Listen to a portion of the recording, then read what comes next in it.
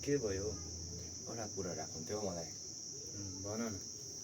अब मेरो सबै साथीहरूकोमा ब्याटब्याटै छ होइन। अब मेरो साथी ब्याटब्याटैमा हिँड्छ। अन्त मैले पनि सोचेको मलाई पनि मेरो ब्याटब्याटी किनिदिनु आपा। छोरा अब कसरी सम्झाउनु तिमीलाई? अब यस्तो घरको हालत हेर।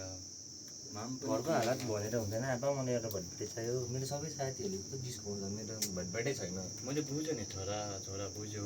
तर हेर न हालत, घरमा केही छैन, रासिन छैन। म जान्दिनँ आपा, मलाई एउटा भटभेटी चाहियो। म घरमा बस्दिनँ, भातै खाँदिनँ उठ्दिनँ। अब कहाँबाट ल्याइदिनु? मलाई चाहियो नि त जसरी पनि बेलुकासम्म। अरे बेलुकासम्म मलाई चाहिँदैन। अब भेटभेटे पनि किनिदियो भन्छ छोराले। न पैसा छ, न घरको हालत यस्तो छ। आफ्नो समयमा त यस्तो भेटभेटे सेटभेटे त के देख्नु पाइन। अब हुनु त आफ्नो छोरा हो, अहिले मोडर्न जेनेरेसनमा सबलाई चाहकै हो। फेरि देखायो भन्छ। मेरो छोराले पनि दुःख चाहिँ बुझ्दैन, तर पनि अब किनिदिइहाल्छ, आफ्नो छोरा त हो। अब पैसाको इन्तजाम गर्छु।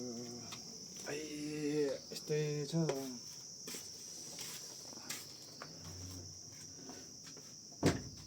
A few moments later.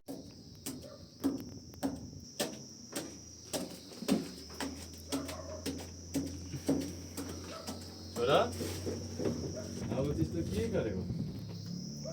अब बटबटे चाहियो भन्छ। ल हिँड, मैले किनिदिएर जाउँ। साँच्ची हो, अब आफ्नो छोरा हो, माया लाग्छ। बटबटे किनिदिनु पर्यो।